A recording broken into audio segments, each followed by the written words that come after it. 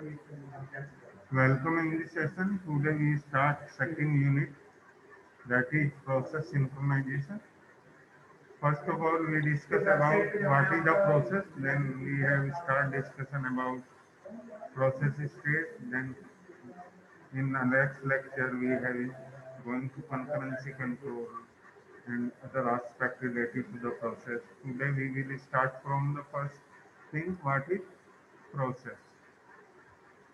अगर हम simply aspect की बात करें प्रोसेस की, तो प्रोसेस एक लाइव प्रोग्राम बोल सकते हैं। प्रोसेस क्या है कि एक लाइव प्रोग्राम है। दो चीजें होती हैं हमारे पास, एक तो इंस्ट्रक्शन, सेकंड हमारे पास होता है रिसोर्सेज।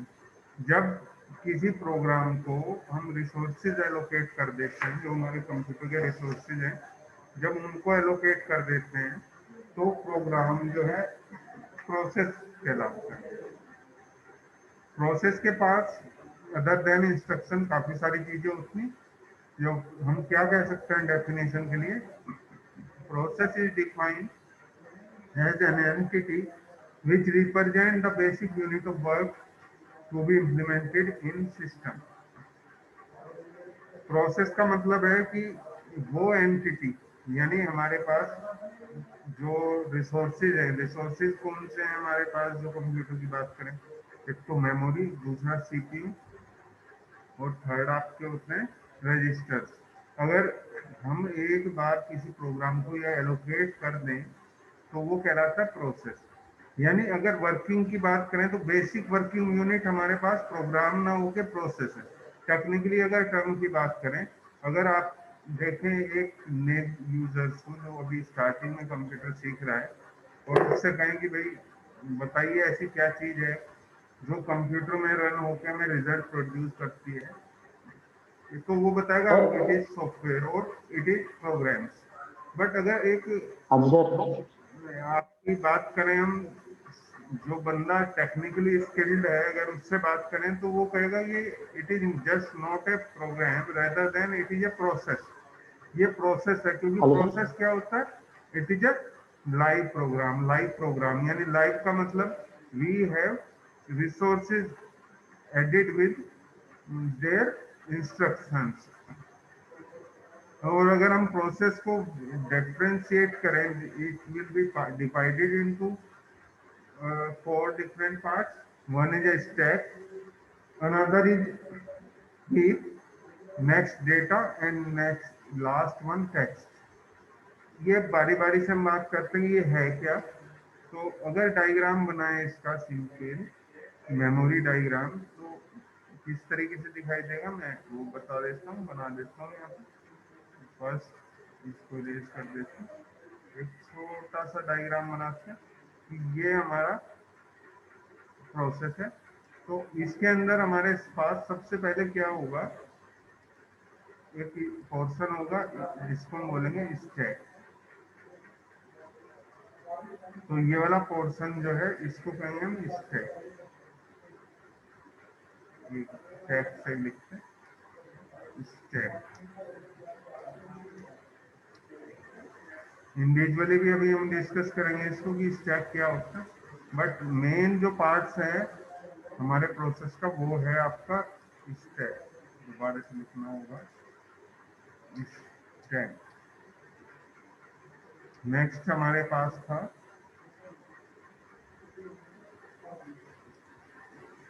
स्टैक, आ गया यहाँ पे फर्स्ट STACK। एक हमारा पार्ट था इसमें हीप।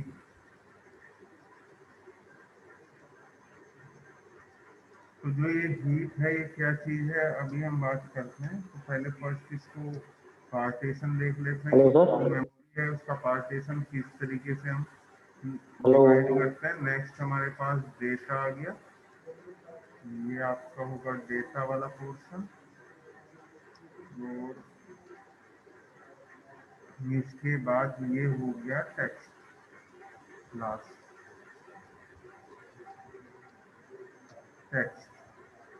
अब हम इनको इंडिविजुअली अगर बात करें कि टेक्स्ट स्टैक क्या करेगा, तो स्टैक क्या होगा, जब हम किसी प्रोग्राम को रन करते हैं तो रन करते समय कुछ हमारे पास वेरिएबल्स बनते हैं, टेम्पररी वेरिएबल्स, यानी इसके अंदर होल्ड होगा टेम्परेरी वेरिएबल्स।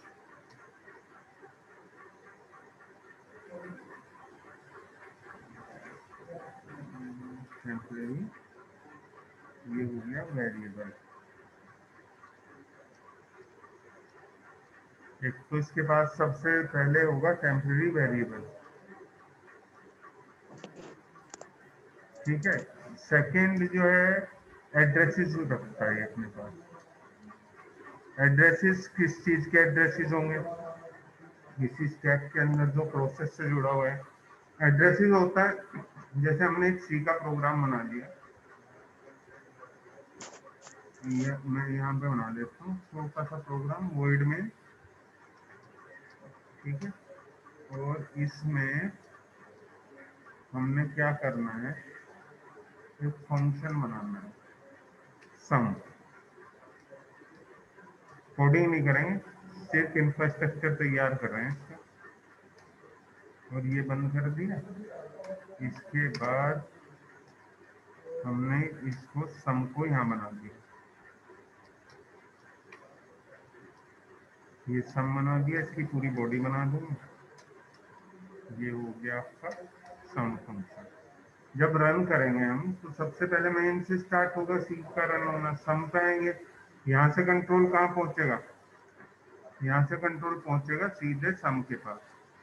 इसके बाद जो भी वर्किंग है ये कंप्लीट होगी और वापस रिटर्न होगा यहाँ पे। तो जैसे ही हम क्या करते हैं, मेन प्रोग्राम को लीव करते हैं, छोड़ के जहाँ पे डिक्लेयर है सम वहां जाते हैं, तो इस लाइन का, ये वाली जो लाइन है, वापस कहाँ आना है, इसका एड्रेस हम स्टैक में स्टोर करते हैं। यानी जो वर्किंग इन्वायरमेंट है हमारा, जो वर्किंग इन्वायरमेंट है जो प्रोसेस का, उससे रिलेवेंट जो भी इंफॉर्मेशन होगी वो कहाँ स्टोर होगी, स्टैक के अंदर।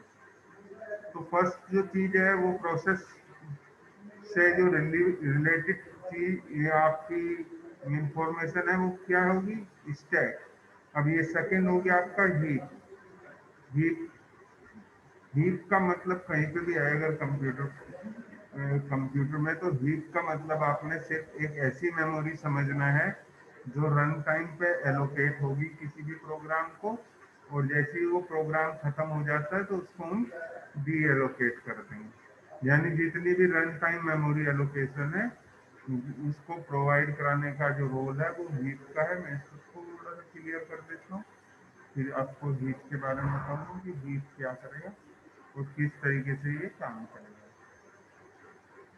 जो हीप है, हीप का वर्क क्या है, हीप आपकी एक प्राइमरी मेमोरी का पार्ट है।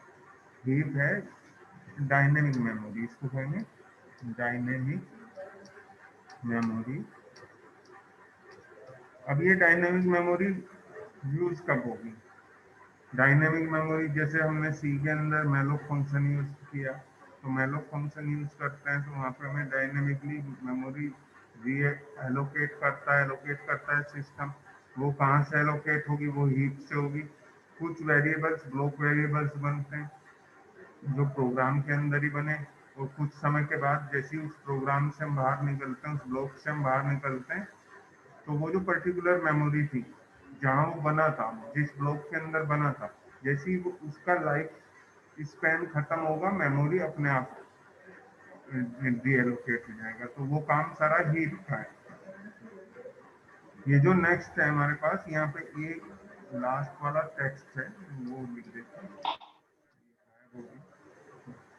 ये जो डेटा है और टेक्स्ट है, इसमें डिफरेंस क्या है, डेटा हमारा वो इंफॉर्मेशन है या वो आपका वैल्यूज हैं जो रिलेवेंट है इन्वायरमेंट से। इन्वायरमेंट का मतलब जो हमारे प्रोसेस से रिलेटेड है।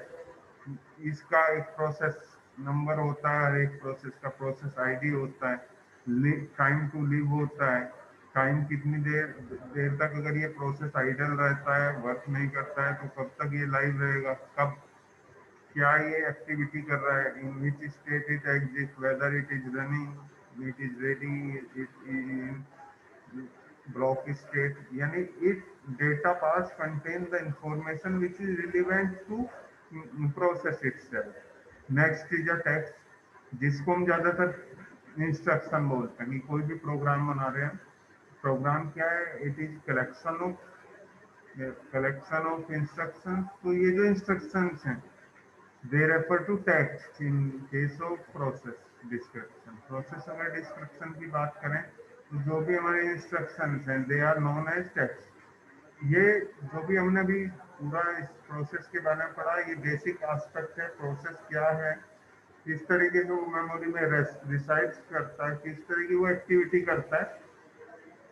एक प्रोसेस जो है, अब हम ये बात कर रहे हैं अपने पूरे लाइफ स्पैन में जो काम कर रहा है, जो वर्क कर रहा है, उस वर्किंग के जो वर्किंग के जो पैटर्न है, वर्किंग का जो ब्लूप्रिंट है, अगर उसके कैटेगराइजेशन करें, उसके हिसाब से हम उसको कैटेगराइज करें तो उनको हम बोल देते हैं स्टेजेस।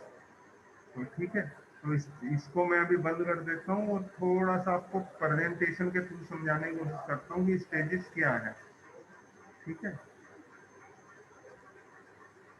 अब मैं पहुंचता हूँ आपको लेके इसमें कि हमारी जो पावर पॉइंट प्रेजेंटेशन है उसके थ्रू आपको समझाता हूँ मैं कि किस तरीके से हमारा प्रोसेस आगे बढ़ता है। ठीक है, तो यहाँ सबसे पहले हमने यही जो भी हमने वहाँ पीछे डिस्कस किया था वही सारी चीजें। प्रोसेस क्या है? वो लाइव एंटिटी है, बेसिक वर्किंग यूनिट है। पार्ट क्या है इसके? स्टैक है, डेटा, टेक्स्ट।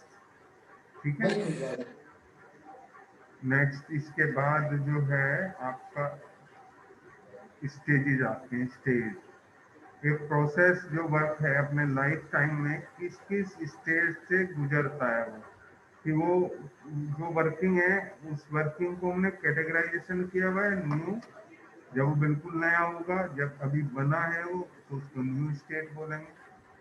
रेडी स्टेट अभी रफली हम थोड़ा सा डिस्कस कर रहे हैं, फिर डिटेल में करना है, उससे आप लोगों को ज़्यादा क्लियर होता चला जाएगा। पहले एक हम पूरा का पूरा जो स्टेजेस हैं उनका रफ आइडिया ले लेंगे और फिर उन्हें इन डेप्थ डिस्कशन करेंगे।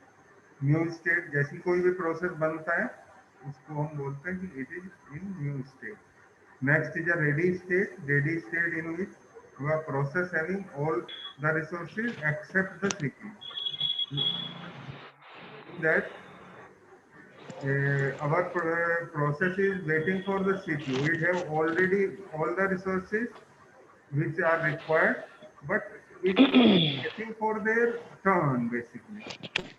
Next is a run state, the process which have got the access of CPU. Then it is called run state. When program is going in their lifespan or running state, sometimes it require input output. Then there is this phase we have send the process into another state that is known as block state. Next is a terminated. This is a final state in which we have finished our work, is known as terminating state. Sometimes we have one more state that is suspended ready. Suspended ready means that we have in the ready state rather than we have one resources less than other resources. मतलब हमारे पास CPU भी नहीं है, कोई एक resource और है जिसकी हमें नीड है, तो उसको सस्पेंड रेडी बोलते हैं। अब हम इन पूरे स्टेजेस को शुरुआत से लेके चलेंगे वन बाय वन। ठीक है, इसको जैसे ही हम पूरा डिस्कस करते हैं बोर्ड से आपको समझाने की कोशिश करता हूँ। ये हमारी फर्स्ट जॉब है। ठीक है, ये हमारी कई सारी जॉब हो सकती हैं जिनको हमने जॉब क्यू के अंदर स्टोर किया हुआ है। जैसे ही हमारे पास जॉब आएगी, सबसे पहला काम क्या है उसका कि हमने उसको स्टोर करना है जॉब क्यू के पास। जैसी जॉब क्यू के अंदर कई सारी जॉब अवेलेबल हैं जिनको भी हमने एग्जीक्यूशन करना है, तो सिस्टम क्या करेगा? सिस्टम वेट करेगा। सिस्टम ये वेट करेगा कि उनमें से किस एक जो अवेलेबल रिसोर्सेज है वो किसको प्रोवाइड कराने हैं। तो वहां से हमारे पास एक शेड्यूलर, एक पार्ट होता है हमारा ऑपरेटिंग सिस्टम का, जिसको शेड्यूलर बोलते हैं। इस शेड्यूलर का रोल शुरू हो जाता है। इस शेड्यूलर का काम क्या है कि काफी सारी हमारे पास जॉब्स हैं, उनमें से किसी एक जॉब को तैयार करेगा सिस्टम के पास भेजने के लिए, या हम कह सकते हैं सिलेक्शन करेगा कई सारी जॉब से एक जॉब का। और ये सिलेक्शन कहलाता है, करता है long term scheduler. Long term scheduler क्या करेगा कि कई सारी जॉब से एक जॉब को उठाएगा और उसको कन्वर्ट करेगा न्यू स्टेट में। न्यू स्टेट का मतलब होता है, एक हमारे पास होता है प्रोसेस कंट्रोल ब्लॉक, जो प्रोसेस की जानकारी रखता है। जैसी प्रोसेस को वो पीसीबी या मेमोरी का जो इनिशियल एडवांटेजेस हैं वो अवेलेबल हो जाते हैं, यानी कहने का मतलब ग्रो करने के लिए जो जैसी इन्वायरमेंट मिलेगा तो वो न्यू स्टेट में पहुंचेगा। जैसी न्यू स्टेट में पहुंचता है, अब यहाँ से प्रोसेस रेडी स्टेट में जो प्रोसेस होते हैं उनकी नंबर ऑफ क्वांटिटी जो है लिमिटेड होती है। जो हमारी मेमोरी है, जितनी हमारी रैम होगी, जितनी हमारे पास प्राइमरी मेमोरी होगी, उस हिसाब से हमारे पास रेडी प्रोसेस मेमोरी में रह सकते हैं। जिस प्रोसेस का वर्क खत्म होता जाएगा वो रेडी स्टेट से बाहर होता जाएगा, यानी टर्मिनेटेड स्टेट में पहुंचता जाएगा। जर्नली क्या होता है, रेडी स्टेट से रनिंग स्टेट में जाएगा और रनिंग कंप्लीट होते ही टर्मिनेटिंग स्टेट में पहुंचेगा। तो जैसे ही हमारे रेडी स्टेट में प्रोसेस घटते हैं, तो जो न्यू प्रोसेस बनाया था हमारे ऑपरेटिंग सिस्टम ने, उसमें से एक प्रोसेस को न्यू असाइन किया जाता है और रेडी स्टेट में भेज दिया जाता है। यानी रेडी स्टेट में हमारे पास वो प्रोसेस होंगे जिनके पास सभी रिसोर्सेज है, मेमोरी है, और जो दूसरा है इनपुट आउटपुट भी उन्होंने कंप्लीट कर लिया। अब वो सिर्फ इंतजार कर रहे हैं सीपीयू का। यहाँ पे हमारे काफी सारे जो हमारे प्रोसेस है वो रह सकते हैं। उनमें से क्या होगा, एक प्रोसेस को रन करने के लिए भेजना है, तो यहाँ फिर से सिलेक्शन जो है वो एक पैरामीटर्स होगा जिसको हम डिटेल में पढ़ने वाले हैं। शेड्यूलिंग एल्गोरिथम के अकॉर्डिंगली उसको सेलेक्ट करता है शॉर्ट टर्म शेड्यूलर। 4 या 5 प्रोसेस है हमारे रेडी स्टेट में, किसी एक प्रोसेस को सेलेक्ट किया जाएगा और कहाँ भेज दिया जाएगा, वो रन होने के लिए रनिंग स्टेट में। जैसी रनिंग स्टेट में पहुंचता है, यानी अब हमारा एक्चुअल वर्क शुरू हो गया। किसी कारण से या तो उससे हाई प्रायोरिटी वाला कोई प्रोसेस आ जाए, या जो हमारा रन हो रहा है प्रोसेस उसमें इनपुट आउटपुट की जरूरत पड़ने लगे, तो हमारा क्या करता है ऑपरेटिंग सिस्टम, उसको ब्लॉक स्टेट में भेज देता है। ब्लॉक स्टेट में वो प्रोसेस जाएंगे जिनके पास या तो इनपुट आउटपुट अभी पेंडिंग में है, या जिनकी इनपुट आउटपुट तो कंप्लीट है लेकिन रन होना चाह रहे थे, उनसे हाई प्रेसिडेंसी वाला कोई जो प्रोसेस है वो आया, जिसके कारण उन्हें कुछ देर के लिए रोकना पड़ा। तो रनिंग स्टेट से ब्लॉक स्टेट में जाएगा। जैसे ब्लॉक स्टेट से वो अपना काम खत्म करता है तो वापस रेडी स्टेट में जाएगा। यानी कभी भी block process directly run state में नहीं जाएगा, वो रेडी स्टेट में जाएगा। देन यहाँ से फिर शॉर्ट टर्म शेड्यूलर उसको रनिंग में भेजता है। अगर कोई प्रॉब्लम नहीं आती है, हमारे पास कोई भी दिक्कत नहीं आती है और हमारा प्रोग्राम सही से रन होता है, देन हमारे पास सीधे हमारा काम कंप्लीट हुआ और हम पहुंच गए टर्मिनेट स्टेट में। इस तरीके से हमारा ये पूरा वर्क होता है। तो बेटे इस तरीके से आपको जो नोट्स हैं वो मैं प्रोवाइड करा दूँ, बट मेन जो चीज़ें हैं वो ये है कि आपको ये चीज़ समझ में आनी चाहिए कि हो क्या रहा है। एक तो ध्यान से पढ़ना है, अगर कोई चीज़ समझना है तो पूछ लेना है, ठीक है।